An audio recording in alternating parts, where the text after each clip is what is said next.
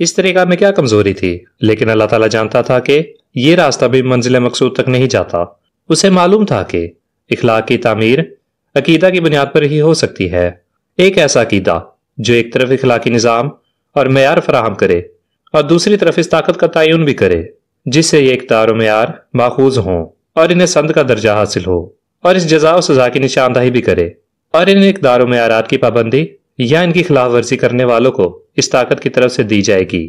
دلوں پر اس نوعیت کے عقیدہ کے نقش اور بالا تر قوت کے تصور کے بغیر اقدار و معیارات خواہ کتنے ہی بلند پایا ہوں مسلسل تغیر کا نشانہ بنے رہیں گے، اور ان کی بنیاد پر جو بھی اخلاقی نظام قائم ہوگا وہ ڈاواں ڈور رہے گا۔ اس کے پاس کوئی ضابطہ نہ ہوگا، کیونکہ دل جزا و سزا کے لالچ یا خوف سے بالکل خالی ہوں گے۔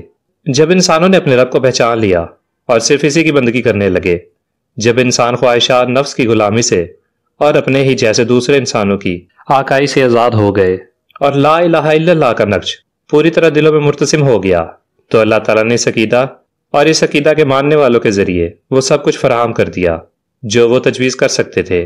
خدا کی زمین رومی اور ایرانی سامراج سے پاک ہو گئی، لیکن اس پاکیزگی کا مقصد یہ نہیں تھا کہ اب زمین پر اربوں کا سکہ رواں ہو، بلکہ اس لیے کہ اللہ کا بول بالا ہو۔ چنانچہ زمین اور خدا سب باغیوں سے، خواہ وہ رومی تھے یا ایرانی اور عربی، پاک کر دی گئی۔ نیا اسلامی معاشرہ اجتماعی ظلم اور لوٹ گھسوٹ سے بالکل پاک تھا۔ یہ اسلامی نظام تھا اور اس میں عدل و الہی پوری طرح جلوہ گر تھا۔ یہاں سے میزان الہی میں ہر اچھائی و برائی اور صحیح و غلط کو تولا جاتا تھا۔ اس عدل اجتماعی کی بنیاد توحید تھی اور اس کا اصلاحی نظام اسلام تھا۔ اس کے ساتھ کسی اور نام یا اصطلاح کا اضافہ کبھی گوارا نہیں کیا گیا۔ اس پر صرف یہ عبارت کندہ تھی، لا الہ الا اللہ۔